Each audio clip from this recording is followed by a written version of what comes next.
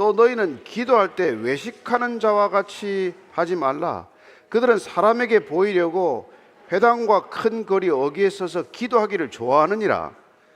내가 진실로 너희에게 이르노니 그들은 자기 상을 이미 받았느니라.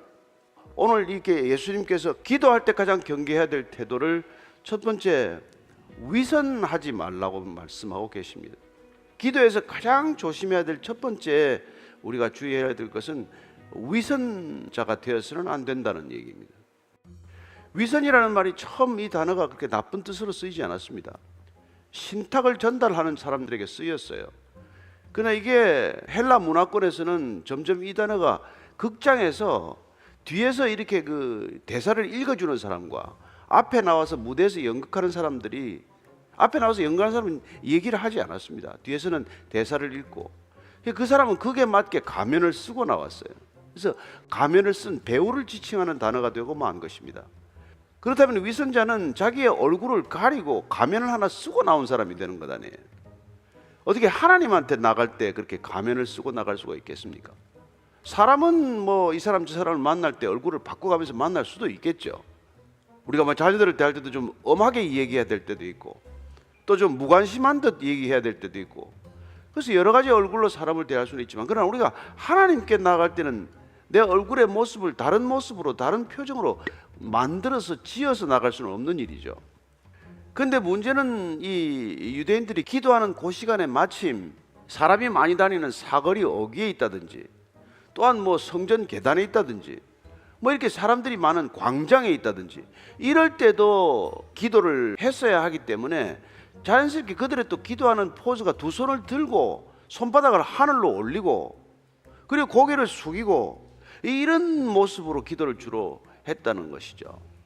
그러니 이 모습을 이렇게 보이는 것, 점점 사람을 의식하게 되고, 정시에 정한 장소에서 기도하는 그 제도가 나쁘다기보다도 그 제도의 틈새에서 사람들이 점점 사람을 의식함으로써 나는 기도 많이 하는 사람이다. 그리고 또 오래 서서 기도를 했어요. 누구보다도 오래 서서 기도하기를 또 즐겨했습니다. 그러니 사람들에게 그걸 보이고자 하는 의도가 점점 강해지면서 기도는 본질에서 벗어나기 시작을 했다는 것이죠. 그래서 오늘 주님께서 그렇게 외식하는 자들처럼 기도하지 마라. 사람에게 보이려고 하는 자들처럼 기도하려고 하지 말아라. 그래서 아버지께 나아가라고 말씀하고 있는 것이죠.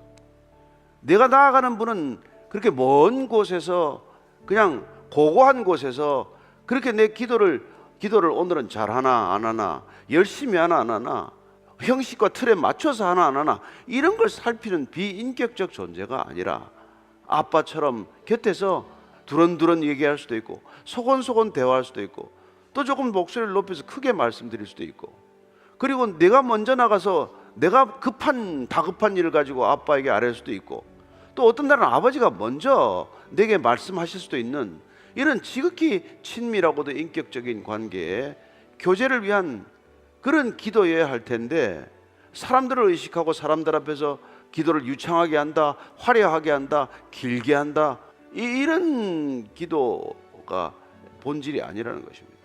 그걸 지금 제자들에게 말씀해 주고 있는 것이죠. 그러면 어떻게 기도해야 하느냐? 그게 6절 말씀이에요. 너는 기도할 때 내 골방에 들어가 문을 닫고 은밀한 중에 계신 내 아버지께 기도하라. 은밀한 중에 보시는 내 아버지께서 갚으시리라. 골방에 들어가서 기도하라는 거예요. 그 목적은 뭡니까? 꼭 골방을 찾아야 됩니까? 옷장 안에 들어가야 됩니까?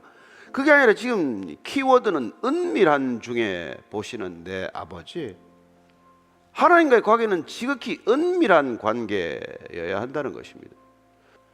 그리고 원래 여러분들 우리가 성막 구조를 잘 알지만 지성소에는 대제사장이 1년에 한 번밖에 들어가지 못한 곳이었죠.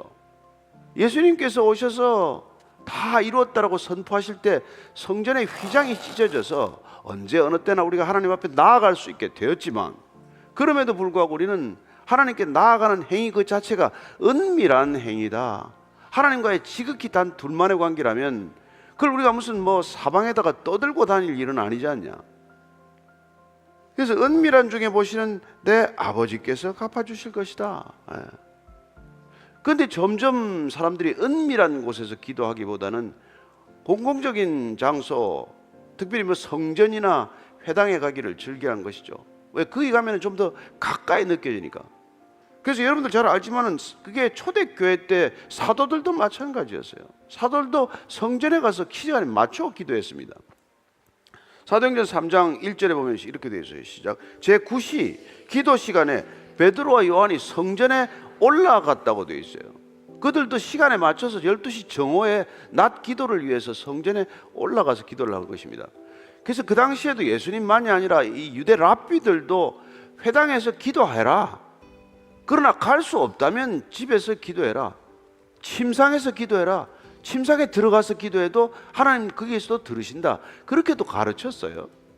그럼에도 불구하고 점점점 더 기도가 형식적인 면으로 치우치고 만 것이죠.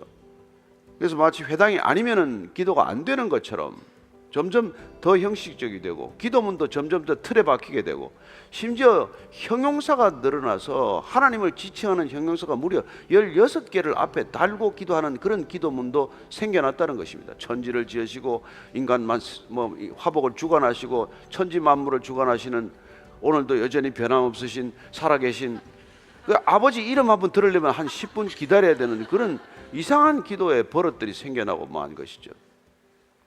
그래서 그 은밀하다는 이 뜻, 그 골방에 들어가서 그나마도 문을 닫아라.